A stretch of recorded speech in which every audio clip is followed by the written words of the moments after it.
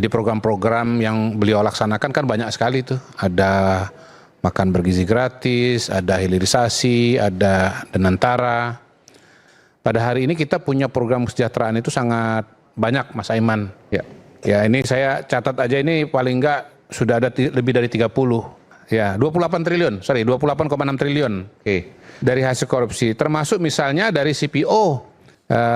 Kita pada hari ini sudah mencatat sekitar 5 juta hektar kebun sawit. Itulah Pak Prabowo ini bisa dikatakan sebagai pembuka lembaran baru bangsa Indonesia, sebagai pembuka sejarah baru bangsa Indonesia, dan ya membuka paradigma baru dalam. Di sebelah saya ada langsung kalangan istana yang bekerja, kalau dulu namanya di Binagraha masih ya, sekarang udah nggak ada Binagraha, sekarang ada kantor staf kepresidenan. Gedungnya masih Binagraha namanya. Kantornya kantor staf presiden. Dan ruangannya adalah ruangan Pak Harto dulu. Kira-kira begitu. Katanya, saya udah tanya dengan Pak Wiranto, memang di situ. Karena Pak Wiranto kan pernah jadi ajudannya Pak Prabowo, Pak Harto. Iya. Oke, saya ke Pak Kepala Kantor Staf Kepresidenan, Bung Kodari.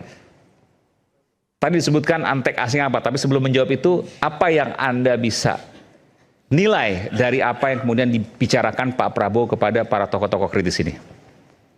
Pertama, Pak Prabowo menyampaikan apa-apa yang sudah dilakukan selama ya kurang lebih setahun ya dalam pemerintahan. Jadi program-program yang beliau laksanakan kan banyak sekali tuh. Ada makan bergizi gratis, ada hilirisasi, ada Denantara. Kemudian yang kedua juga bicara mengenai permasalahan-permasalahan yang dihadapi oleh bangsa. Salah satu yang penting adalah bahwa kita sebagai bangsa itu memang sebenarnya kaya, memiliki banyak sumber daya, tetapi terjadi kebocoran di sana-sini yang membuat sumber daya itu tidak maksimal untuk bisa digunakan untuk kesejahteraan rakyat. Pada hari ini kita punya program kesejahteraan itu sangat banyak, Mas Aiman. Ya, ini saya catat aja ini paling enggak sudah ada lebih dari 30. Dan masing-masing itu sebetulnya secara pembiayaan Pak Ade itu tidak kecil. Misalnya begini, program Keluarga Harapan PKH. Itu per tahun sekitar 900.000 sampai 3 juta rupiah untuk 10 juta keluarga desil 1 dan 4. Kemudian desil itu yang paling miskin ya? Satu. Jadi kalau struktur ekonomi keluarga itu dibagi per desil itu 10%, ada 10, ini yang paling bawah 1 sampai 4 terbawah. Kemudian sekolah rakyat misalnya itu satu siswa itu 48 juta rupiah. Satu siswa. Per tahun, satu siswa per tahun. Satu siswa ya. Untuk 104.000 siswa. Di luar MBG hari ini. Di luar MBG. Oh, luar biasa. Kemudian kuliah, kartu Indonesia Pintar kuliah. Itu biaya hidupnya antara 9.600.000 sampai 16.800.000 biaya hidup ya. Kemudian uang kuliah tunggalnya itu maksimal 12 juta rupiah per semester untuk 1,2 juta siswa seluruh Indonesia. Kemudian kartu sembako itu satu tahunnya 2,4 juta untuk 18,3 juta keluarga desil 1 sampai 5. Lalu bantuan stimulan perumahan swadaya ini maksudnya renovasi rumah itu 20 juta per rumah untuk 400.000 penerima manfaat. Kemudian untuk subsidi LPG ini yang kita semua terima, tapi sebetulnya kita banyak yang nggak sadar.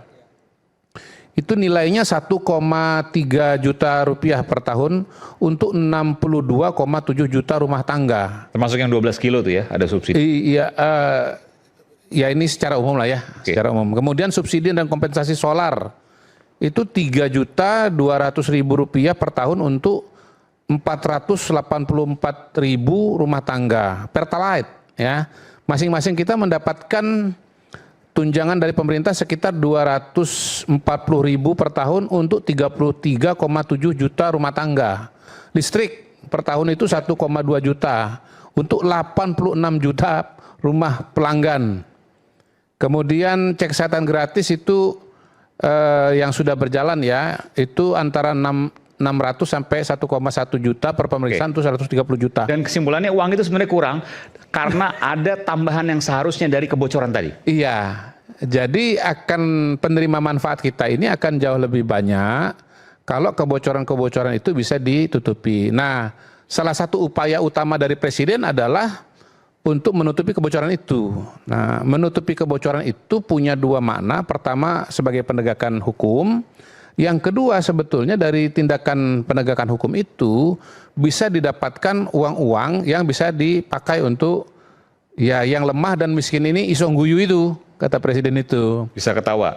Bisa ketawa. Nah, per hari ini dari rekapitulasi yang sudah dibuat, dari Kejaksaan, dari KPK, dari Kepolisian, itu sudah terkumpul sekitar 26,8 triliun. Dari hasil uang korupsi itu? Iya, ya 28 triliun, 28,6 triliun. Oke. Dari hasil korupsi, termasuk misalnya dari CPO, yang oleh Kejaksaan sekitar 13 triliun ya untuk tata niaga CPO. Kemudian untuk sawit, kebun sawit ilegal ini sitaan ini bertahap, karena kan banyak sekali. Kita pada hari ini sudah mencatat sekitar 5 juta hektar kebun sawit. Tadi kan ada pertanyaan, ini dikemanain?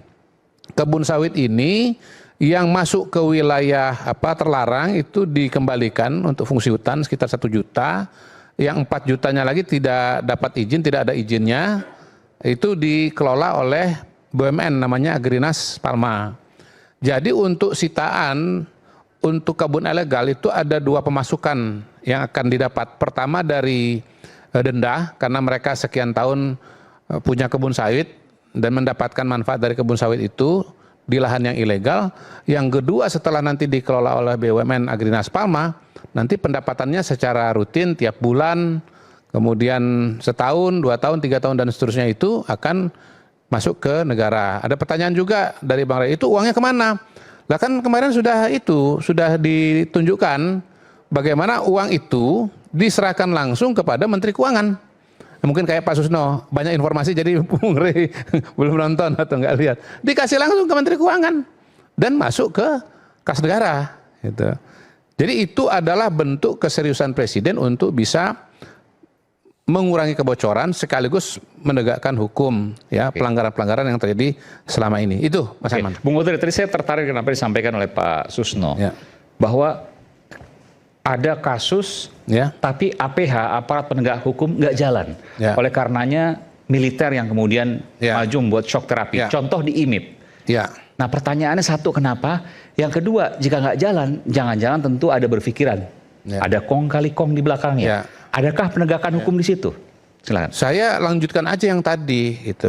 Saya sendiri pun terkejut juga, ternyata lahan sawit ilegal sampai 5 juta. Itu kemana aja? 5 juta itu kalau dibayangkan seluas apa tuh berarti ya? Kurang lebih. Luas sekali itu. Seluas sekali ya.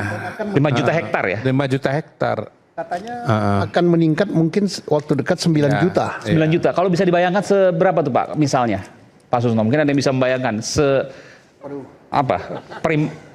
Ya gini, mungkin ya, Kalimantan Tengah itu mungkin 2-3 juta hektar ya. Luas mungkin provinsi. seluas pulau barangkali ya. Luar Coba, biasa. bisa seluas pulau. Kalimantan Tengah kurang lebih sekitar 2-3 juta hektar. Ya, kan di situ di Kalimantan Tengah sendiri kan mungkin ada sekitar kalau 1 juta. Kita ke Sumatera Pak ya, mulai dari Lampung sampai dengan ke Medan itu sawit semua itu. Iya. Hutannya udah hampir nggak ada. Maksud saya gini, saya melanjutkan Mas Aiman ya. Begini pertanyaannya, kalau sampai 5 juta hektar itu kesalahan siapa? Berapa orang? Saya hakul yakin bahwa itu tidak mungkin kesalahan satu orang, tetapi itu adalah kesalahan kolektif kita sebagai bangsa yang tobatnya itu ya sekarang oleh Pak Prabowo ini. Nah, itu juga pasti tidak mungkin hanya urusan setahun 2 tahun, urusan 5 tahun, pasti urusan bertahun-tahun begitu. Puluhan tahun ya. Jadi kalau ditanya kesalahan siapa, terpaksa saya menjawab ini kesalahan kita, kesalahan kolektif kita sebagai bangsa gitu. Di mana semua kita ini menjadi bagian dari proses itu gitu.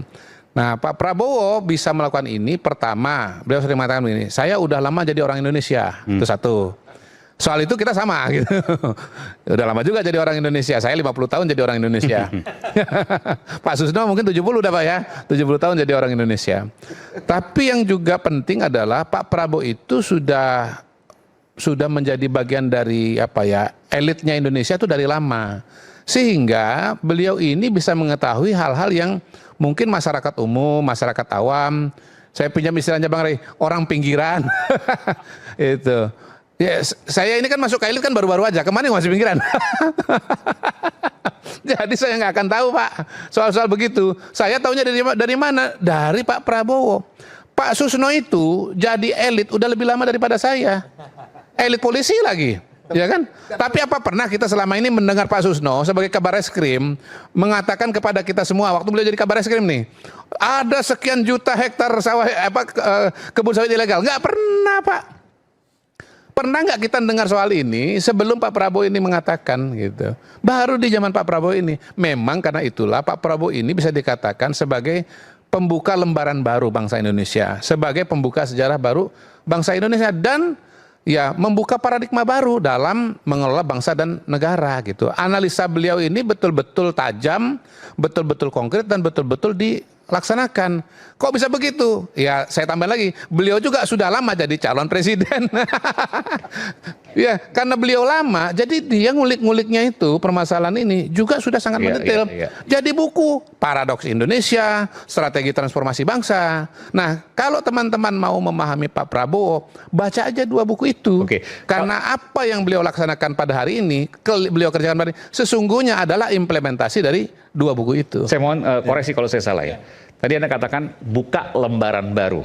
Artinya lembaran lama dilupakan. Jadi gini, beliau ini ada cara dalam menangani suatu permasalahan yang sudah berjalan selama ini, keluar dari aturan, begitu diidentifikasi oleh Satgas PKH ya, Satgas Penertiban Kawasan Hutan itu langsung disuruh kembalikan. Kalau nggak dikembalikan, itu nanti pasti urusan pidana kan gitu.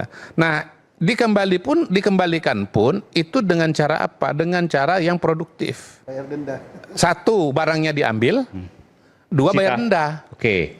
Dan itu ya? Iya, dan bayar denda. Gitu. Disita barangnya untuk negara. Dikembalikan barangnya. Dan bayar denda. Dan bayar denda. Itu dia. Jadi itu pendekatan yang dipakai oleh Bapak Presiden untuk apa? Supaya ya kerugian negara itu dikembalikan, manfaatnya dikembalikan kepada negara dan ya kegiatan ekonomi terus bisa berjalan.